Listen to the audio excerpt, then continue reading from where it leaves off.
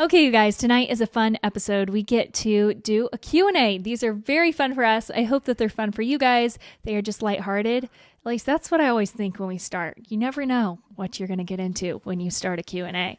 But before we get going here, I want to let you guys know that the Growth Initiative is still open for enrollment. That is Elisha's coaching program for men. And what I want to specifically point out is that now is a great time to snag the couples package. You can get the Get It All Done Club and you get the Growth Initiative at a steeply discounted rate. And so that's the most affordable you'll ever be able to get the programs is when the Get It All Done Club, or when the Growth Initiative is open for enrollment, which is only for a few more days here. So jump on that down below. We did get some questions here all about meal planning, meal prepping, easy meals. And I am really excited because in the Get It All Done Club, we have a fresh new series that's never before been released that we are going over live this month only. So it's only going to be open for this month. So if you join us this month, then head over to the clubhouse and we can work through that together. All right, let's dive in.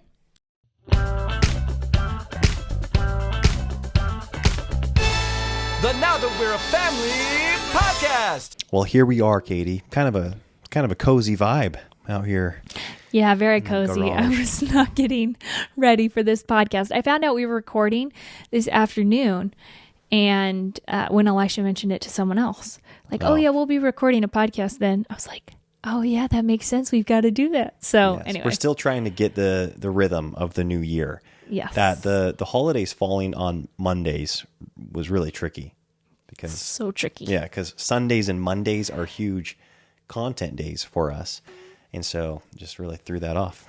Anyways, we're happy to be here.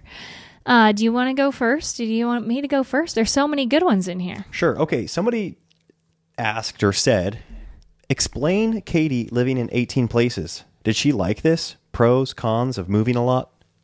Yeah, okay, so I'll try to do this quickly. Obviously, with 18 places, there's a lot to go into. I moved 21 times by the time I turned 21 before I got married. And there were pros and there were cons. I think I grew up very adaptable and very good at change. Anyone who's moved a lot can probably relate with me on this. And so because of that, I'm able to create a home and feel comfortable in a space very, very quickly. And that's something that has been really an awesome tool for me. I think when I got married, I didn't have any regret. It was very easy for me to just start a new life with Elisha and adapt to that life. And I guess I would say this for all of my siblings that I've seen so far. We really bloom well where we're planted and bloom very quickly. So that is a plus side of all that moving. Clearly, that's a lot of stress on a person. And I don't think I realized that until I stopped moving as often. And I didn't realize, wow, it's so nice not always considering where you're going to be going and restarting everything over and over and over. So while I do still to this day, I love change and I get the itch for something to change consistently. I don't think it is ideal in terms of like what I would choose for our family. But for my family growing up, it was what my parents wanted to do. I loved being along for the ride. We had a lot of cool experiences. As a adult now, I have pockets of community and friends all up and down the West Coast in Colorado and Texas, even though we didn't live in Texas, I guess. So that one's random. And I'm so grateful for that. You know, Elisha and I could call up someone right now in Southern California or in Oregon or in Washington and just get a place to stay if we needed to, or tie in with good friends. And it just is a blessing to know so many bodies of believers and have so many communities of friendships that we're able to tie into. Yeah, it's a good answer. The thing that stood out to me so apparently when we got married was your adaptability. You mentioned that, and it is a trait that seems to run through with all your siblings, is when you get to a place, you get established instantly. And when we got our first apartment, I was blown away with that. And then it still continues to boggle my mind the various times we've moved, or even when we go on a vacation. You have, and your mom still does it too. It's like she's amazing. She like finds a church and a workout group and like a sports league for the kids. It's like, well, you're gonna be here 10 days. It's like, yeah, true. Like we want to get plugged in, and so I'm really grateful for that. I think it's it builds a lot of confidence that you could go anywhere and plug in and create a community and create friendships and grow your faith and have all those elements at play. People have asked before if that affects me being detached from places. And I don't think it does. I think I'm just kind of all in while I am someplace, and then I can mourn leaving, but also appreciate going somewhere new. But like as a 4-year-old, I did lose all my hair completely, and I had to have my head shaved off, and it was due to stress at 4 years old, and it happened again at 19. And so I do think that there were elements to it that were hard as well. Yeah, that makes sense. But like you said, you had to flex that muscle of creating community many times, and that is such a good muscle to flex. It's good to go through that numerous times, because it's needed at various seasons in our lives where we're feeling the lack of community, and you have to go make it. You have to go find it, and you and all your siblings are really good at that.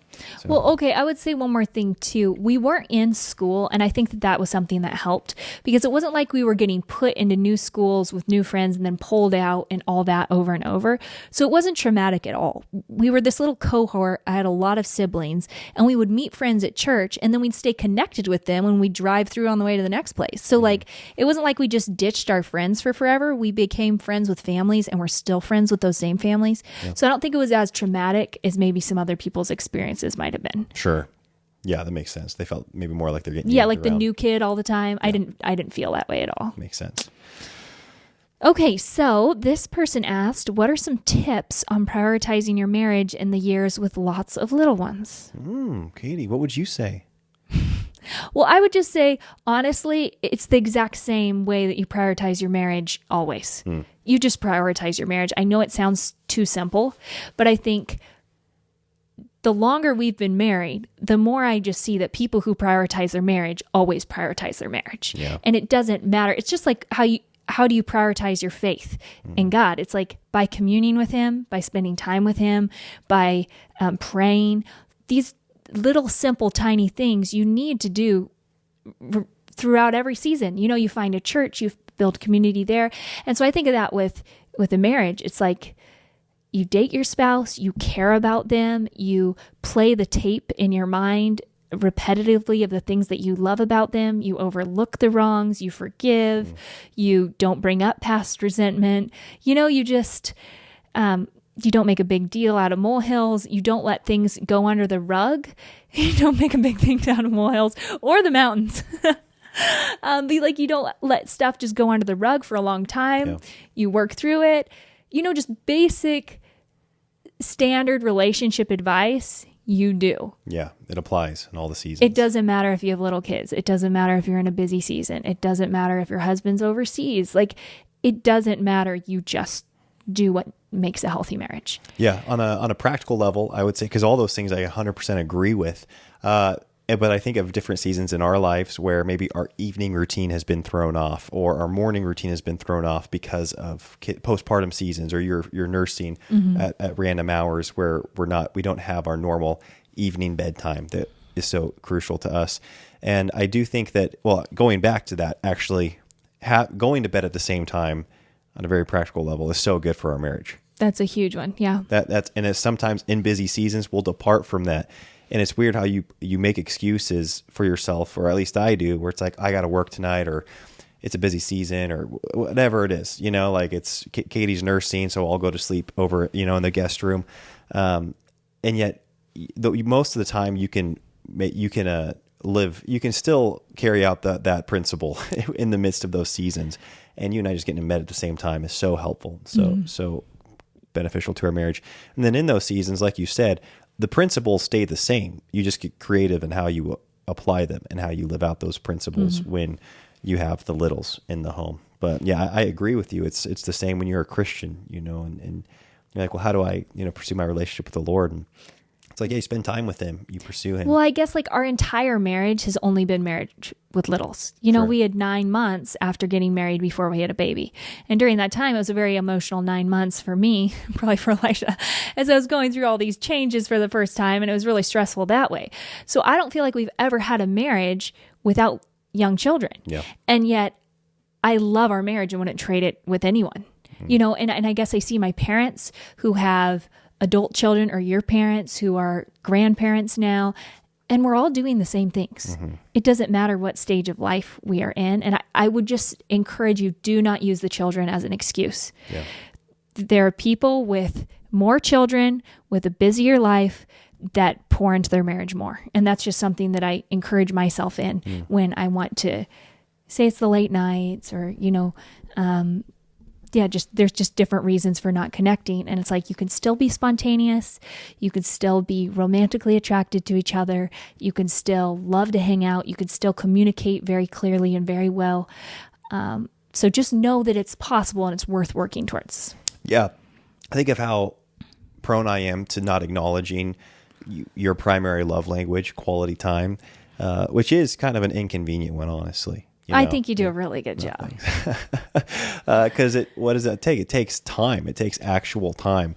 But I was going back, you mentioned just getting creative, and in a lot of ways, kids can invigorate the marriage because it does make it more of a challenge in a fun way. Like you can make it a game in the time that you're able to steal away and have some times of intimacy, or just times of romance. And I don't know about you, but like those are fond memories, and those are fond experiences when it feels like you're kind of like sneaking away from the kids. Yeah, it feels like you're dating again, and you're like kind of stressed out. It brings in a fun tension that's not there when everything's accessible all the time. It's kind of fun to have that scarcity and feed into that scarcity. Yeah, it's fun. I guess make it fun and exciting instead of this burden or this, things are off the table because we have children. Right. Yeah. Awesome. Speaking of children, how much roughhousing do you allow your boys to partake in? This is the one question Elisha read to me before tonight, and I just said too much. But that's honestly probably not true. They're really well behaved in the house. We don't allow roughhousing throughout the day unless it's outside or in the boys' room. Yeah, that's currently where we're at. And I think that this is an ever evolving kind of standard for us, because as our boys get older, the stakes get higher when it comes to roughhousing. And it's funny because I grew up in a house, I had 5 brothers, so there were 6 boys in the house. And I think because my dad saw that he had 6 sons, he set a hard line, and he had a very high standard for indoor behavior. It's funny because whenever people hear that I have 5 brothers, it's like, oh, you guys probably mixed it up all the time in the house or in the living room or in your bedroom. And it's like, there was no fighting or wrestling or roughhousing allowed whatsoever in our home. Your family culture is not like a boy family culture. No. And it's funny because my dad's a man's man. My brothers are masculine. They get out. They work hard in the woods. My dad was a woodsman. He was a logger. Many of my brothers continue to work in like, labor intensive fields. And we were brought up that way. Like we were brought up working outside, working with our hands, working on the tree farm, logging with dad. But when it came to the house, there was just no room for roughhousing.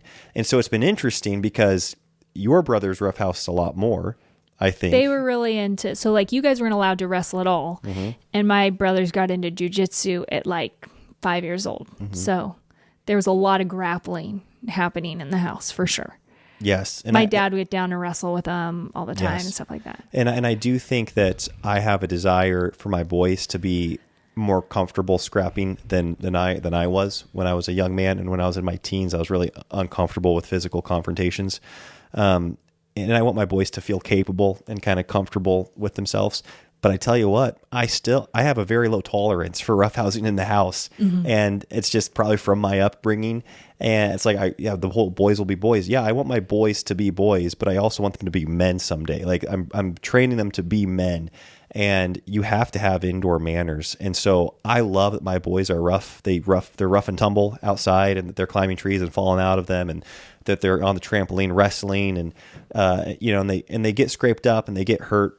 And they're fine with it. And I love taking them to father-son ministry where they get to do jujitsu on a regular basis. And they get to scrap with other boys that are older than them or bigger than them or more skilled than them. So I want them to be exposed to that. But I've got a pretty low tolerance, probably a lower tolerance than even you have when it comes to my boys indoors, especially when we're at church or in public places. There'll be other boys that are roughhousing or that they are causing a somewhat of a ruckus. in a church. And I'm like, I look at my boys, I'm like, you're not partaking in that. Well, you're just a lot more aware of that in public settings, because I don't think my tolerance level is high for it, but I do think I just am like talking to another mom and turn my brain off to all the kids. Yeah. And Elisha's chasing them down, making sure they mind their manners.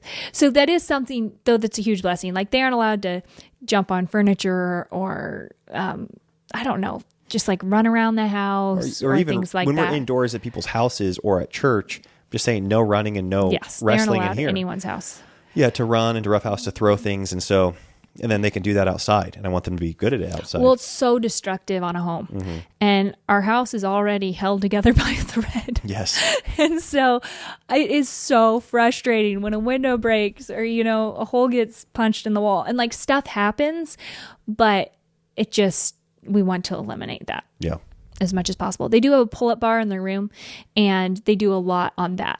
And yes. They have fun swinging from that and getting their energy out. And then outside is always a great option. Yeah, and they still play in our house. So like, they'll pull off, a mattress from our window seat and like sled down the stairs. Yes. With that. Or they'll play hide and go seek or stuff like that. Lots of playing. I mean, you can still tell we're a boy's house for sure, a boy house.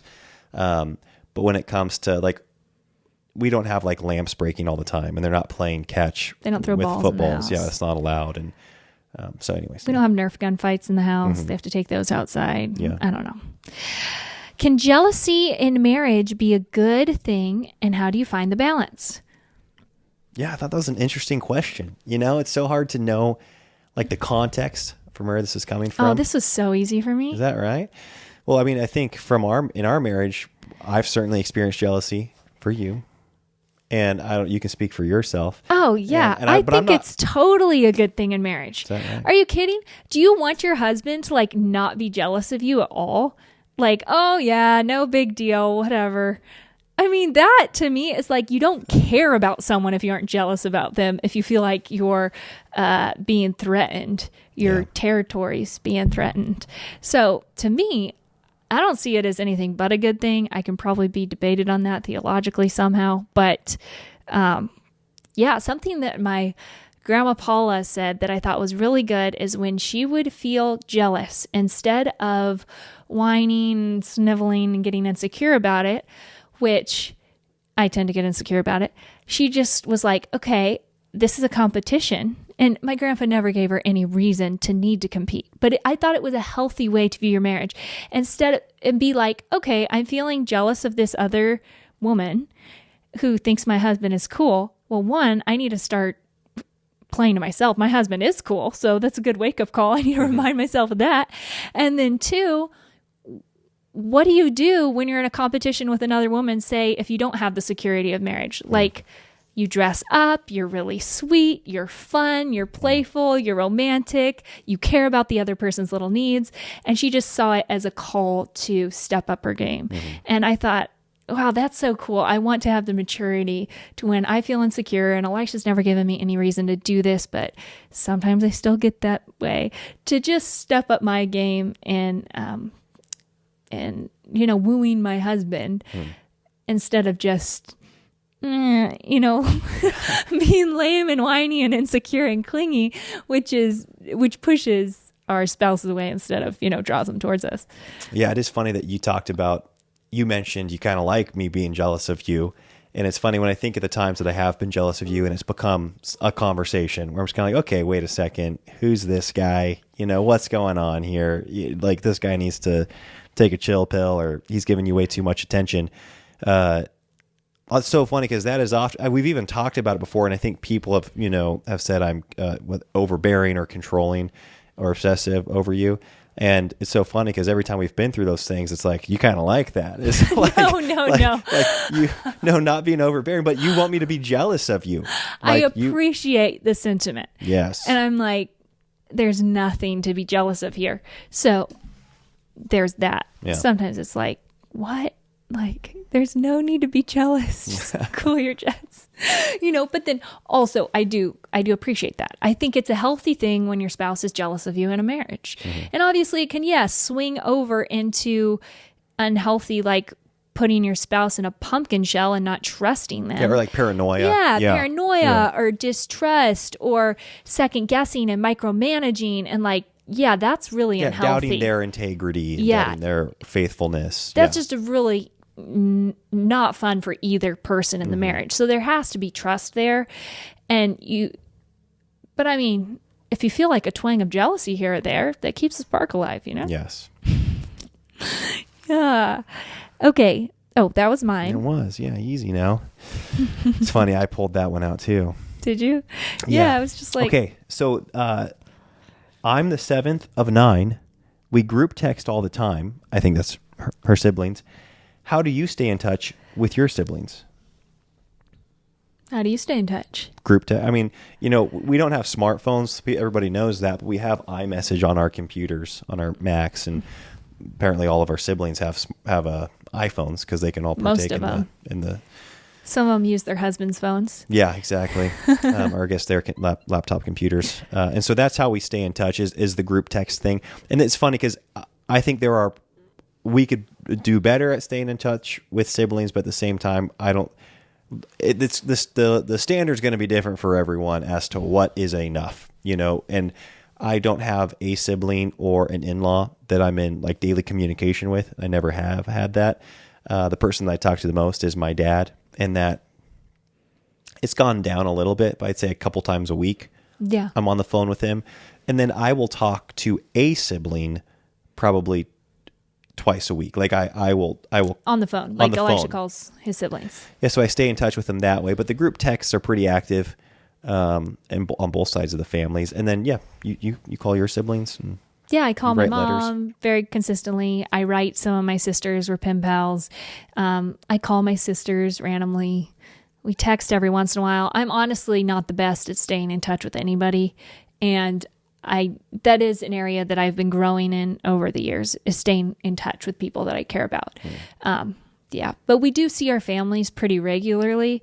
Several times a year, we'll go over where the whole family is present on your side and on my side, and we just talk till we're blue in the face. Yes. And then kind of go back to our separate lives. So I think some of my sisters are a lot better at communicating on a daily or weekly basis, but I feel like when we all get together, we all just hit it off, and it's great. Yeah, I'd say that's how I prefer, uninterrupted phone conversations or that immersive group hangout time. The family text threads are far more like everyday life kind of conversations where, and a lot of our siblings live close to each other. So it's, very like logistical, like, hey, I'm running to Costco. Does anybody there's want stuff like that for sure. While I'm there? Or like, hey, is anybody else going to this game tonight? Like, can I catch a ride? Or sharing like articles and YouTube videos and stuff like that. Yeah, or photos of the kids, their kids, or videos of the kids. And those are the things you and I are not we good aren't at. Participate, as in like we don't add to the conversation on that. Like we might comment on someone else's thing, but we aren't like, hey, here's your opinions on that. We'd be doing well to comment on it. Like I'm doing better. We might like it, like on it. But we are, and that's an area that we want to grow in. Is like having our little camera accessible so that you can take photos of the kids during cute times and share it to the family, because it is sweet. It is. Really I love fun. seeing my nieces and nephews, and I do too. That's why I like a lot of them. I actually like the photo because I do enjoy seeing it. Yeah, I have all my notifications turned off on my computer too, so like I log on maybe once or twice a week onto the group chats and just kind of catch up as much as I can. And sometimes they go way far up there, and so I miss stuff. But if it's an important, then people mention it again. I'm able to go up and search for it. Yeah, exactly. Why are you rushing kids to learn way above their developmental level? They must be asking me that. You have high expectations for our kids. Okay. I love the way this is phrased, because I just picture myself with like a whip behind this herd of cattle, like, wacha, wacha, let's go. And that is definitely not my perspective on what's going on in our home. I hope it's not my children's perspective. Frankly, I just think expectations for children are very, very low. I think expectations for people in general are very, very low in America in the 21st century. And so, developmental level, I'm not really aware of what the developmental level is. I'm just educating our children based on what is appropriate for that child. And I think that an engaged child is a lot more fun to educate than a bored child. And I noticed that whining happens in my children when they are bored with the material, not when they are engaging with it. And their brain is just firing and they're having to work so hard to figure something out. That is definitely how it was for me growing up. And I feel like my parents were really good to keep enough material ahead of me so that I could constantly be learning fresh new things and pushing myself. And it breeds a lot of confidence in children when they know that they're doing hard things and achieving fulfillment from that. And so I don't know, that's just kind of where we're at right now. There might be numbers or grades or standards that currently the children are ahead of or maybe behind or whatever the case may be. But that's the beauty of homeschooling and being a home educator, is just putting material in front of your children that you think is appropriate for them. And I do think that all of us as humans rise to the occasion more often than not. So yeah, and I would say our children are the happiest when they're being challenged during the day with their schooling and with their music lessons. And this is very fresh because we just came off of 2 weeks of really the Christmas break, because we were traveling, we were doing the concerts, and then it went into Christmas and the New Year's. And there was about 2 weeks off from the kids doing school. And here we are on day 3, I guess, of them being back at it.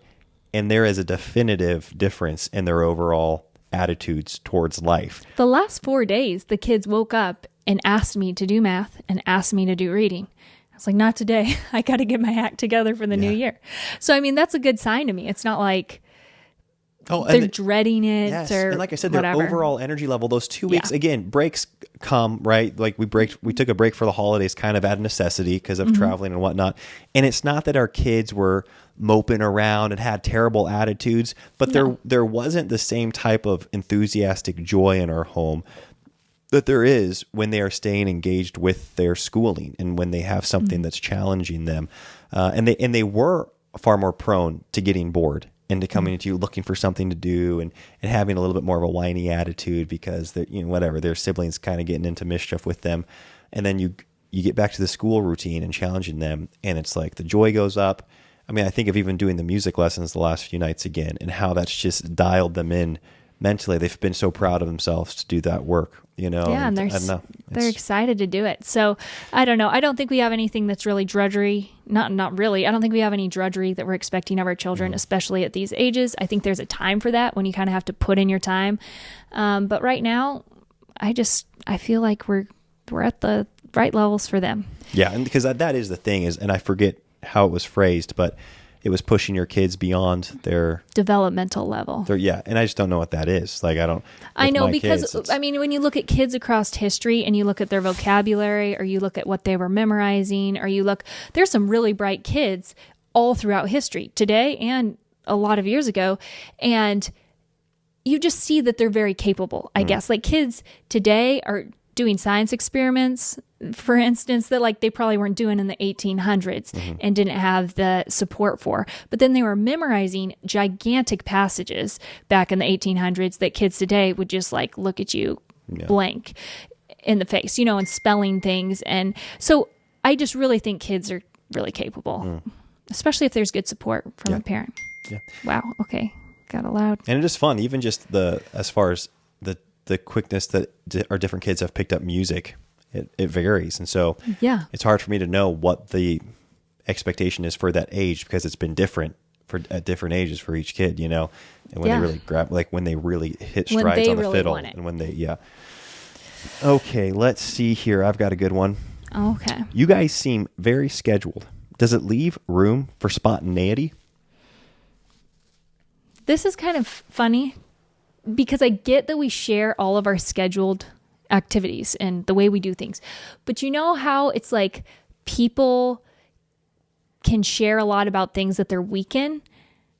I guess I feel like we share about structures and systems and all these things because Elisha and I are so spontaneous and we're so fly by the seat of our pants. We need those things in order to thrive. Yeah. We aren't naturally the structured, organized, at least I'm not, consistent people. Like I never stuck with anything before I got married. I'd start something and quit it. And so a lot of our systems and routines and structures are supports for us to be able to accomplish what we would like to accomplish. Yeah.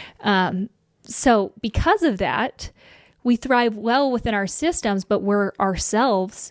And so we pop outside of those systems all the time. Yeah. I do think our life is relatively structured, and we have built a lot of systems, and that's by our own doing. So it feels like we haven't taken spontaneity, at least any spontaneity we didn't want taken away, because it's like we built these structures custom to our life to serve us, and in the areas like you said, in the ways we want it to serve us. And I will say too, I do think structure and systems provides more space for freedom and spontaneity when you are able to, I mean, we've talked about this before, like when you're able to put on autopilot the things that matter most to you, it really frees up a lot of bandwidth for you to be able to, spontaneously host somebody, because you're like, oh yeah, absolutely. Like my kid's schooling's done. We do that at this time every day. And like, we know work's meal done, like meal prep's done. Like I have a meal prepped already for Thursday night or whatever the night is. Yeah, we can do that. So it is weird how it in a lot of ways it provides a lot more space for spontaneity when you have the foundational things in your life put on autopilot or systematized or within a structure. Yeah, I think even things like, okay, we know what time our kids wake up. We know the 2-hour window that they're resting in the afternoon, and we know what time they go to bed every night.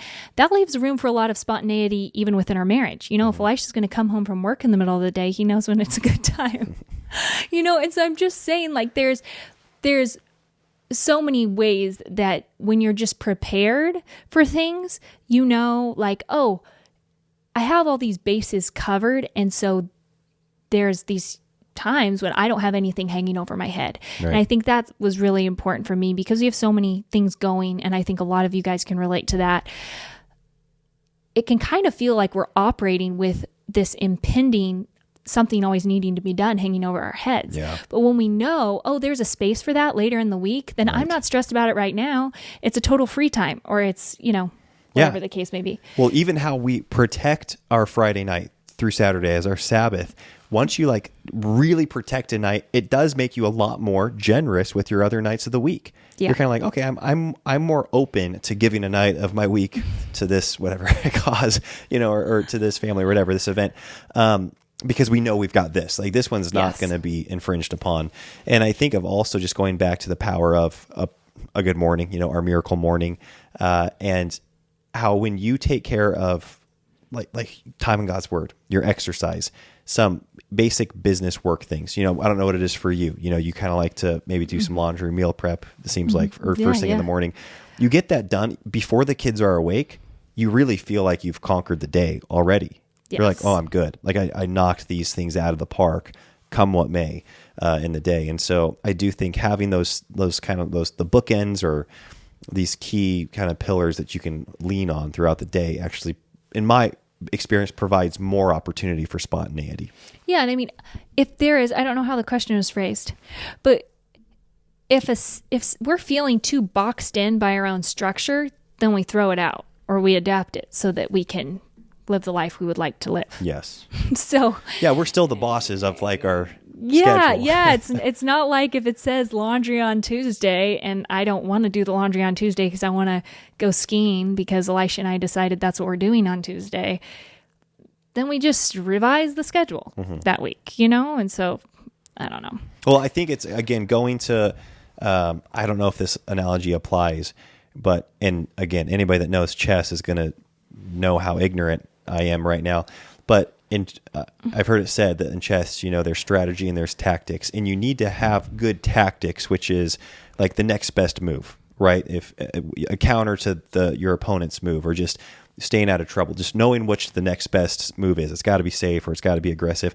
But then you also need strategy in the midst of good tactics, and strategy is that bigger picture, like this vision that you have for your game, so that if all things were to go according to your plan, this is the direction you would take your game in. And I do view a lot of our structures as a lot of us search for as strategy. It's like, this is our ideal week. We would love Monday to go like this, Tuesday to go like this, and you kind of have that for every day of the week.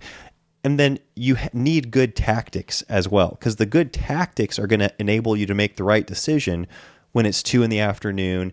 and your siblings are bombing through town and it's the kids' nap time, and you're kind of like, okay, what's the hierarchy of value here? What's the right tactical move to make in this situation? Because it wasn't planned for. This wasn't allotted for in the strategy, but your tactics then need to cover for you. And so I think when it comes to things like structure, yes, you want this framework to aim for, but you also need tactics, which I think is viewed as being like personal disciplines. Like, sure, you didn't plan to go out to dinner, on this night, but your family came through town. They wanted to take you out to dinner. Well, good tactics, you know how to order. Like, you order something healthy. That you're not just like, well, I'm away from the house, so I'm just going to order something that's terrible for me. Your tactics will help you get something that still enables you to continue on in your diet. I don't know if that applies. Yeah, that's good. Okay, so what are your thoughts on debt, specifically mortgages? I mean, I'll just say we have mortgages. So we have all sorts of mortgages. Yeah. I mean, we currently have 2 mortgages, so we do. I mean, I guess I don't love my mortgages, if that's what no, you're asking. like if you could take them away, that's great. But I do like the equity I have, Yeah, in each of these assets that the mortgage is being, I guess, held by. Yeah, as far as like debt goes, we don't have. We ended up having to get a credit card because we couldn't get a loan for a house, and our whole credit story is a whole story. Yes. But we pay those off. Those are automatically just paid off every month. And so we don't actually use credit cards for like buying something that we can't afford, if that makes sense. Yeah, I guess I don't know what that would be. It's just like we have some of our auto subscriptions, like our gym memberships or our we do phone it to bill. build credit. So we put auto on that, and then it's just automatically paid by our bank, debit I guess? card. Yeah. I hope somebody's paying that thing. So basically, like, our credit card is like a debit card, and that we don't think about it. Yeah. I guess it just gets paid off automatically. So that's nice. So we aren't fans of debt, but we have, like, we bought our last car it was the first car that we didn't buy cash, because I bought my car cash, you bought your car cash, and we bought this car together, and we put it on a payment plan because we needed to build credit again so we could get a loan so we could buy a house. So we aren't against that if it's something but we don't can prefer afford. that. We I don't really do prefer it. think, like we got that car paid off as soon as possible, and I think we'd prefer to keep it that way moving forward. As far as car payments, and like really any debt aside, probably from our house mortgages. But I'm totally fine with our house because, like, I didn't want to be owning a home when our kids are 15 years old. You know what I'm saying? Like, I'm totally cool leveraging that debt, I guess. Yeah, and Elisha is too. So it seemed. I mean, who knows what happens tonight when I'm asleep? What happens to the housing market? But so far, it's gone up in value since we bought it 3.5 years ago, and that was our first home purchase. And so, we look like these just, genius real estate investors. We just had a great time. No. Well, I know, and the market might crash next year, so whatever. It is what it is. And the thing is, we'd have to live somewhere, and so we'll keep paying the mortgage, I guess. Yeah, so basically, we have some debt. We've got 2 mortgages. And that's what we've got. Yeah, but we're not the type of, at least we haven't been, and I don't see us becoming this way, the type of people to get stoked about like high leverage situations, like going out and leveraging ourselves out the wazoo on real estate or on other type of investments. No. We don't get stoked. Even though we're very entrepreneurial, we love finding different ways to bring in income. It's always been bootstrapping. Like, we do it like dollar by dollar. We don't just like, we're going to invest a ton over here, or invest let's get a ton some over outside money. We've never done that. I don't want to manage other people's money. That stresses me out. Yeah. And I mean, I guess I'm very comfortable because we live within our means, and that we could have paid this house off had we chosen to pay this house off, but we've chosen to invest in other things and keep the mortgage. Yeah. So that's just something that, I don't know, I feel comfortable with the amount of debt it is. Because even a mortgage, it can be really burdensome if you're just like eking out your mortgage. Yeah. and we're blessed to not have that here in our home. Yeah. So I don't know. I think if you live well below your means, then debt is less of an issue. No, I mean, I'd say again, this is just my little, opinion, but it does seem like the debt that kills you is that consumer debt, credit card debt, car payments. I don't know. It seems like school debt's I don't know what the interest rate is with that type of stuff. We've never had that, but I know that can be burdensome for people. We've never had to pay off medical bills. We've always been able to afford that. Yeah, that's been a blessing. In the moment, I know that can be burdensome. And so we've only experienced, like I said, that short time when the short time when we had the car payment and then the home mortgage. And we'd like to keep it that way. Yeah. Yeah, that's definitely our MO. Mm-hmm. I'd feel pretty stressed out buying anything else. Yeah, we've said it before, but neither one of us are, according to our standards, I don't think you're a materialistic person.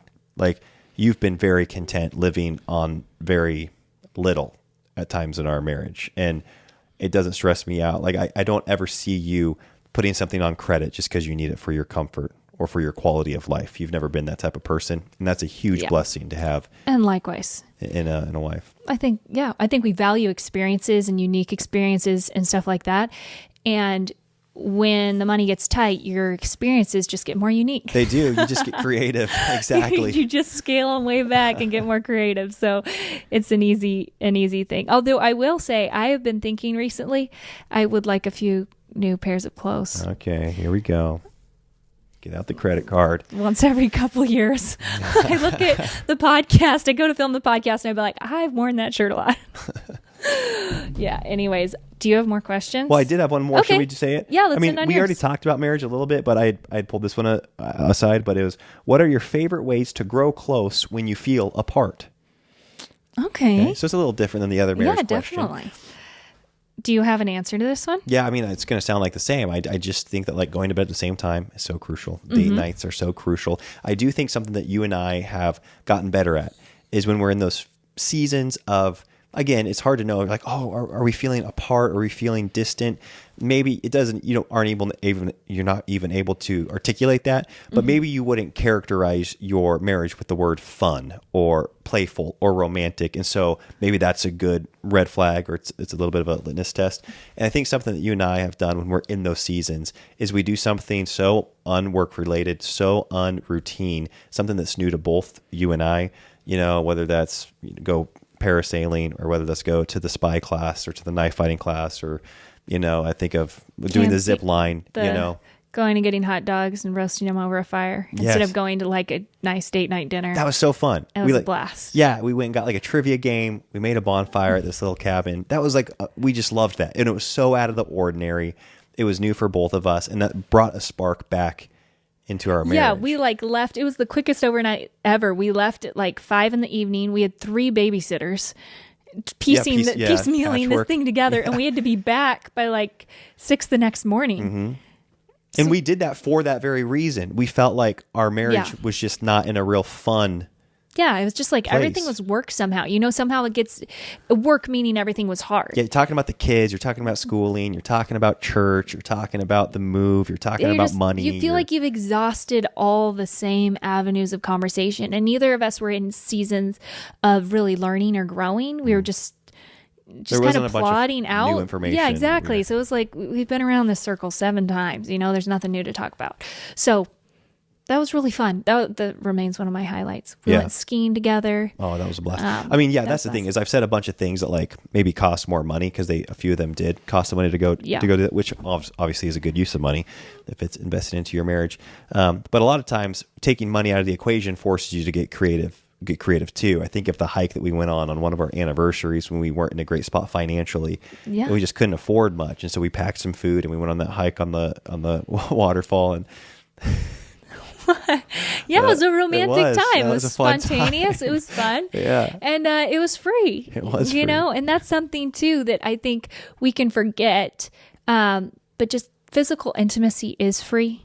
And so, with your spouse, that's the only kind you should be pursuing. Yes. And so what a gift that is, that doesn't cost anything. And maybe when the rest of life is mundane and that's become mundane too, sometimes working on just refreshing that area can bring a lot of newness into the marriage without costing any money or requiring a babysitter or anything like that. Amen. All right, folks, thank you all so much for listening. We'll talk to you next week. Bye. Bye.